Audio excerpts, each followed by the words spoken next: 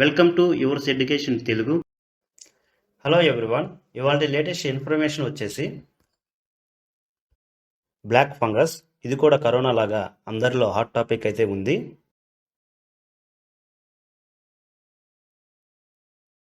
అసలు ఈ black fungus అంటే ఏంటి,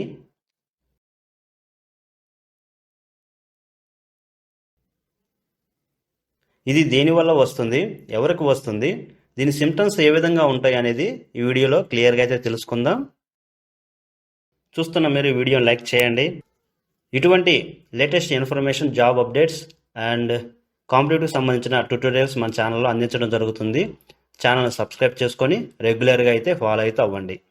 బ్లాక్ ఫంగస్ని సైంటిఫిక్ లాంగ్వేజ్లో మీకోర్ అంటారు.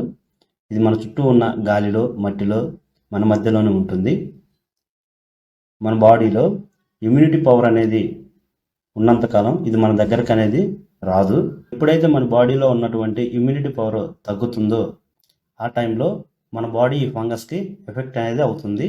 ఈ బ్లాక్ ఫంగస్ ఎవరికి వస్తుందంటే, ఫస్ట్ ఎవరిలో అయితే ఇమ్యూనిటీ పవర్ ఉండదో వాళ్ళైతే ఈ ఫంగస్కి ఎఫెక్ట్ అనేది అవుతారు. స్టెరాయిడ్ మందులు ఎక్కువగా వాడటం వల్ల, కోవిడ్ నుంచి రికవర్ అయిన పేషెంట్స్ నందు రక్తంలో షుగర్ కంట్రోల్ తక్కువగా ఉండటం వల్ల, కోవిడ్ తర్వాత బాడీలో ఇమ్యూనిటీ పవర్ లేకపోవడం వల్ల, ఆక్సిజన్ సరఫరా అయ్యే హ్యూమిడిఫైయర్ లో ఫంగస్ చేరటం వల్ల ఈ బ్లాక్ ఫంగస్ అనేది వస్తుంది.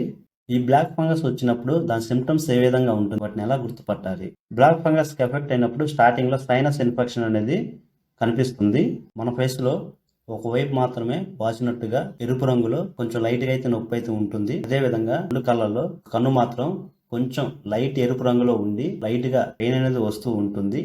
ఫేస్ కి ఒకవైపున బ్లాక్ మచ్చలు రావటం, నొప్పి రావటం జరుగుతుంది.